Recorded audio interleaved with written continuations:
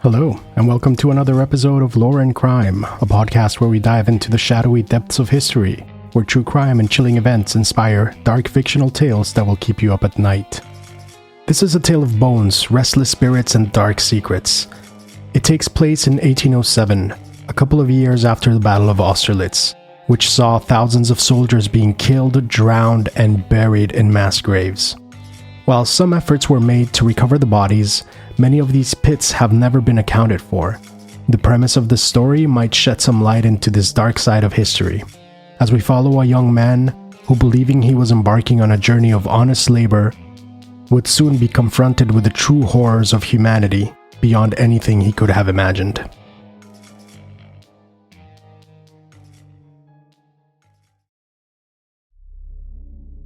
We were on our way to Brunn when it started. We had set out east a week ago with 2 carts. On the front one was my mentor Brandt and his mute servant Topel. I was riding alone behind them. I didn't really know where we were heading, only that we still had another week to go before we got there. We did not speak much, and my mind was left to wonder. I could only naively imagine what we would find. Our wagons creaked and groaned under the weight of our tools as we traversed the desolate country. That day it was pouring, and we were inching our way through the Bohemian forest on the border between Bavaria and the occupied Austrian territories. Out of the corner of my eye, I caught a glimpse of a spectral figure, a faint silhouette, drifting between the trees. It watched us with a hollow gaze, its form barely held together by the mist of despair that surrounded it. What unsettled me the most was how it seemed drawn to Brandt, its eyes fixated on him like a hunter on its prize. The air around us grew heavier, and I could sense the specter's desire to reach out, to uncover the dark secrets that lurked within my companion's past. The tension cracked with thunder, and I could almost hear the spirits whispering their unspoken truths. Every rustle of whisper and distant thunder carried otherworldly whispers. The gravelly road crunched beneath our wagon wheels like the sound of bones breaking. The horses must have caught the scent of the specter, for they too were wincing with fright. Yet Brandt managed to calm them down with a sturdy command and kept us moving along the terrible road. Brandt was a figure engulfed in mystery and authority. He commanded fear and respect. His piercing gaze and weathered face radiated both wisdom and an unsettling menace. He had been known to be the bone collector for as long as anyone could remember, his reputation shrouded in whispers and rumors. He was a man of few words, but his commands were always followed without question. I met Brandt in my hometown of Ingolstadt when I was around 17. At the time, I was running errands for Karl Baumann, who was managing the estate of a young nobleman from Geneva. Among the most unusual requests from this nobleman, he had Karl hire the bone collector to procure, body parts for his physiognomy studies. I caught Brandt and Topel bringing in one of their gruesome hauls into the estate. Having kept my mouth shut and composure still, I gained their trust, but I was mostly left out of the morbid affair. It was only a few years later, once the young nobleman fell ill and went back to Switzerland, that Karl told me I might find new employment with Brandt. I'll never forget the day he hired me. Brandt's voice was like gravel, low and unyielding, as he laid out the terms of my employment. Jakob, he began, eyeing me with a mixture of caution and intrigue. This job is not for the faint of heart. We'll embark on a journey to a secluded, abandoned battlefield, a place that many may still shun in fear of the tales that cling to it. He paused, ensuring my unwavering gaze met his, as if to assess my resolve. Our task is simple. We are to retrieve bones. If we're lucky, we might also find some artifacts which could also be sold. Now, this work is not illegal per se, but we might encounter some resistance from the local folk, as some of their brethren might be in those pits. We will need to be discreet and not bring unwanted attention to ourselves. Understood? Each word dripped with gravity, hinting at the significance behind this work. He mentioned how the relics may carry stories, echoes of war that demand to be heard again, but he also carried a warning. He spoke of the spirits that linger, making it clear that this was neither a simple labor of physical strength nor a mundane task for profit. We would be unearthing not just resources, but the very essence of history, with Brandt as my enigmatic guide through the shadows of what lay ahead. I was eager to prove myself, and why not? I would get to travel and secure my livelihood at the same time. I had no other prospects, and so my fate was sealed. Brandt offered me the position of apprentice. I saw it as a chance to escape my impoverished life. Little did I know, standing at the threshold of opportunity, that this chance would lead me down a path of darkness, terror, and death. Brandt had calmed the horses and we were moving again, but I could not shake off the sense that we were being watched, that some specter was following us, that we were not welcome here. The rain started to subside and the heaviness lifted little by little. We managed to escape the treacherous mountain range without incident and made our way to the town of Prahatitsa to dry off and hopefully get some rest. The small medieval town was situated at the foothill of the Bohemian mountain cliffs, perfectly round and walled off from the fields to protect its inhabitants. It looked wonderful and promised a respite from the hard road.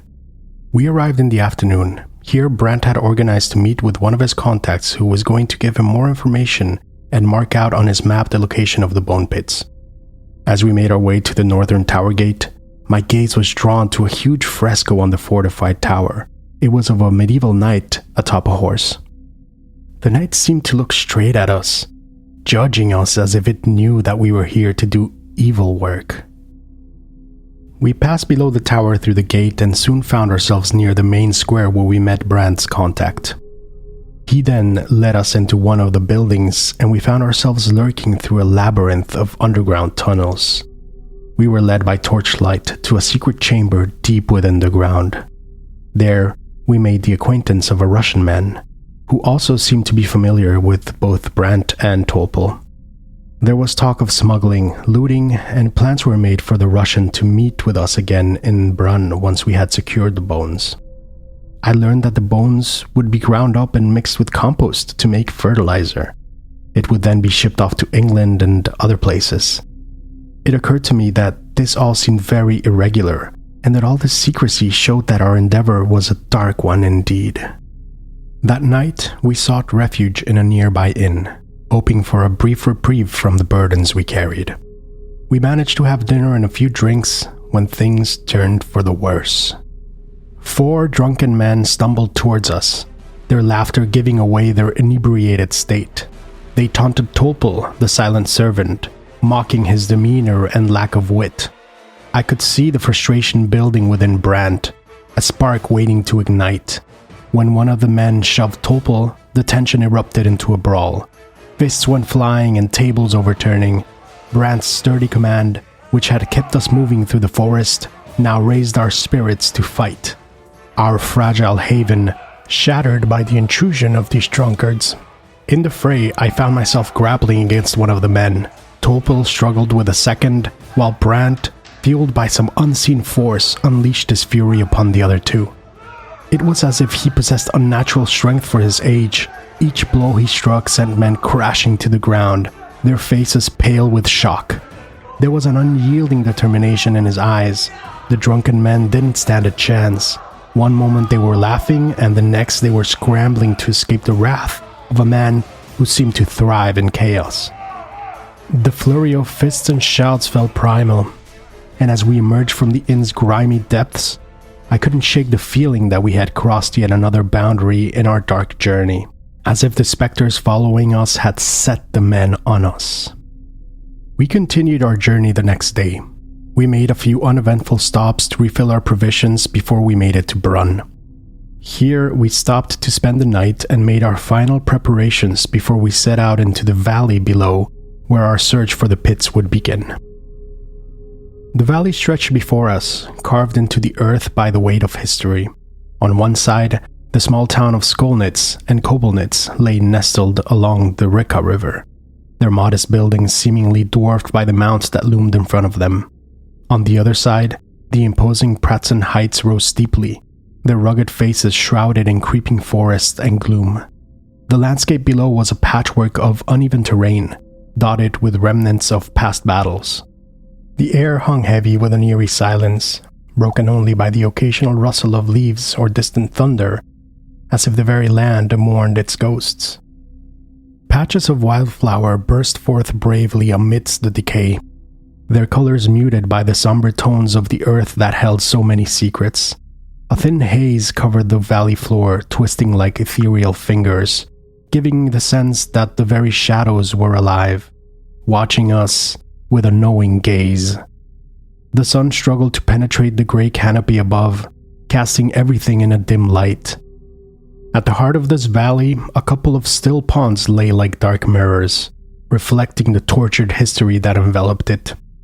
It was a place steeped in sorrow and the trapped memories of those who had fought and fallen here. We set up a camp among the trees at the foot of the Pratzen Heights. Skolnitz could be seen on the other side of the valley west of us. We then scouted the first fields Brand had marked in his crude map. They were situated between our hidden camp and Skolnitz Castle. We had to wait for the cover of dark to begin our task, so as not to raise suspicion with the locals. Thus started our grim campaign. Before long, we started to find remnants of the past, rusted bayonets, tattered uniforms, and finally, the bones of soldiers who had perished in the battle that took place here a couple of years ago. As I dug into the soil, I struck bone with a sickening thud, the sight of skeletal remains sending chills down my spine, while an unsettling feeling of being watched gripped me.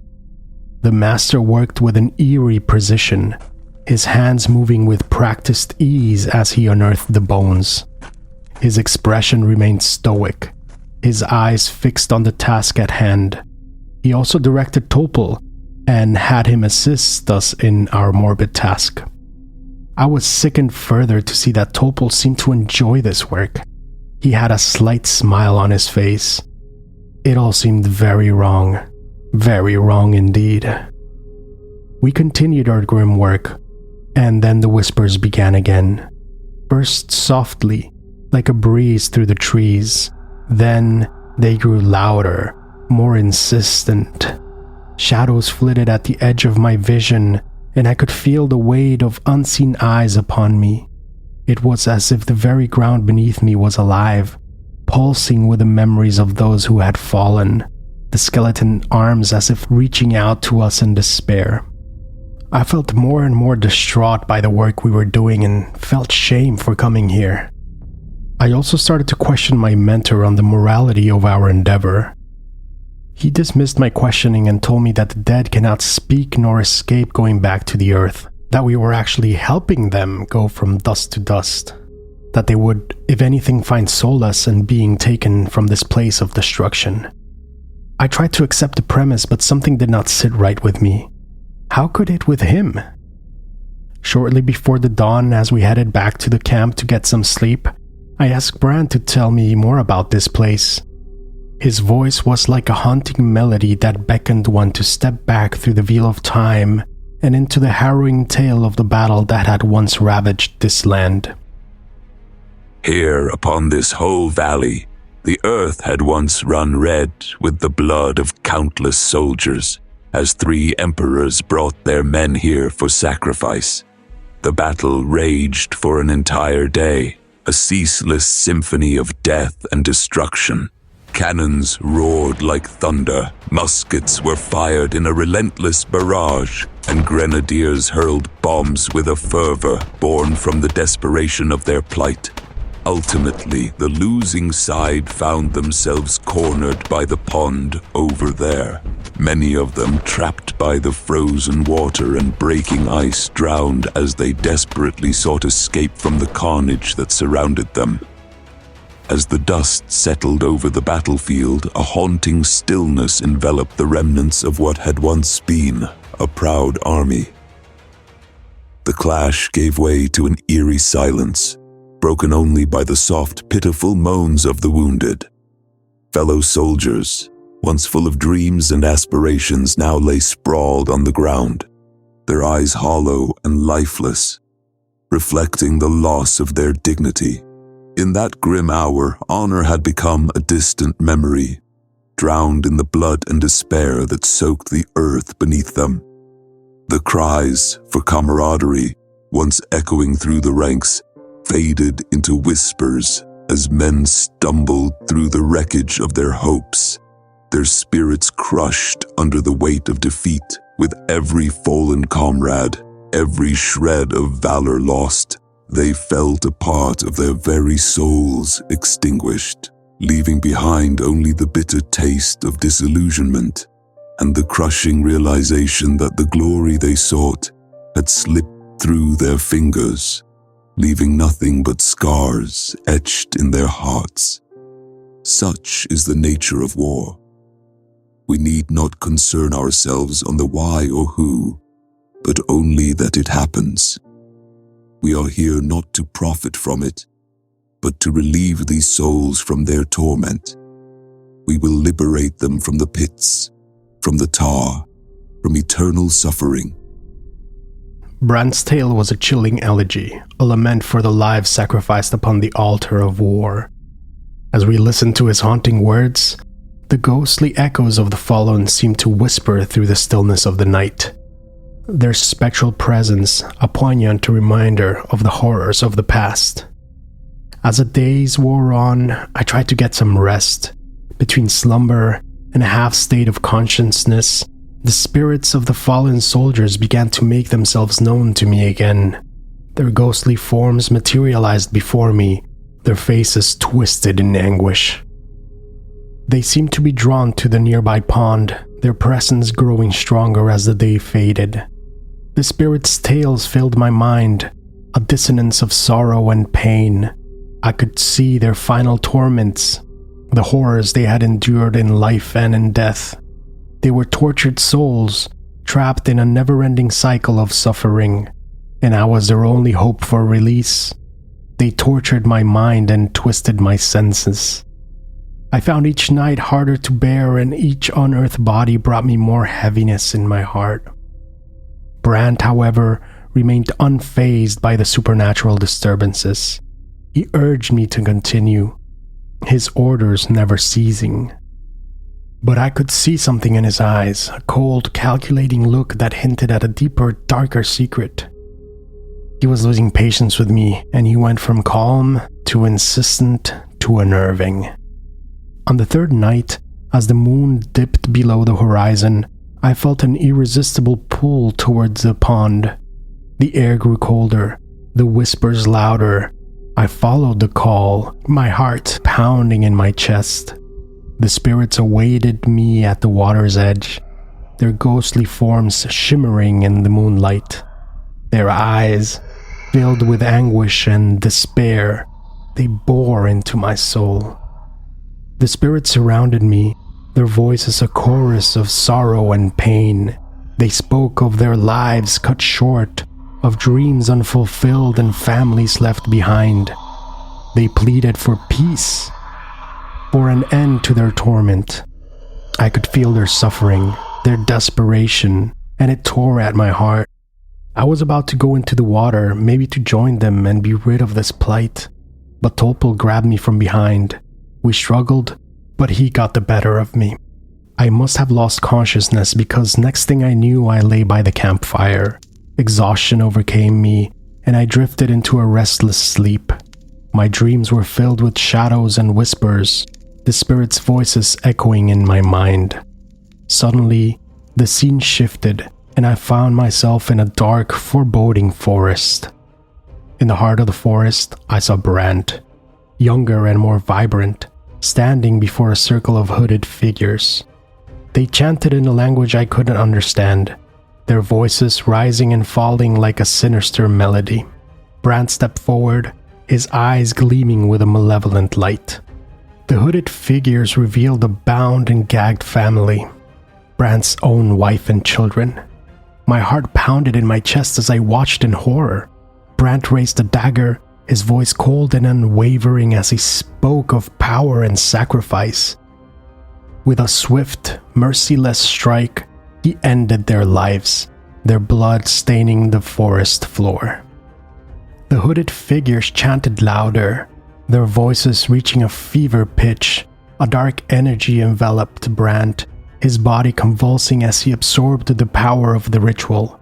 The forest seemed to come alive, the trees whispering secrets of ancient magic. I awoke with a start, my heart racing and my body drenched in sweat. The specters through my nightmare had revealed the truth about Brandt's dark past and the source of his malevolent power. Brandt's background was shrouded in mystery, but rumors in town had always hinted at a dark past. Some said he had once become a sorcerer, dabbling in the occult. Others whispered that, driven by insatiable ambition and the loss of his family, Brandt had traded his soul for power and immortality. Whatever the truth, it was clear that Brandt was not an agent of good as he so proclaimed. As I lay by the fire, I realized the extent of his influence. He had made me an agent of evil. I now knew he was using the bones to bind the spirits, trapping them in an eternal cycle of torment. The horror of this revelation left me reeling. But I knew I could not allow him to continue. I knew then that I had to stop him, no matter the cost. With newfound determination, I got up and pulled my dagger to slit his throat. But Topol, his ever-watchful servant, saw me, and we became locked in a fight. The spirits lent me their strength, their anguished cries fueling my resolve. The struggle was fierce, the air crackling with energy as I struggled to break free from his grip. I was able to overcome him and buried my blade in his chest. The commotion woke Brandt, who now also came violently at me. He managed to subdue me, but only momentarily. I got a hold of a pickaxe and hit him in the head. He fell back and bargained for his life. I told him he did not deserve to live, that I was compelled to break his hold on the spirits, to set them free from their eternal torment. And so, without hesitation, I did. I delivered the final blow and saw the light fade from Brandt's eyes. I had faced the darkness and emerged victorious. The bone collector was gone. The spirits' voices had been muted, even though I still carry them with me. The buried secrets of the past refused to remain hidden. They still torment me. I was charged with murder. They said I was mad. But they can't understand. They don't know. They haven't seen what I've seen. I'm to be hung tomorrow, but the jailer agreed to write down my tale, so that it may serve as a warning that nothing good can come from the folly of man.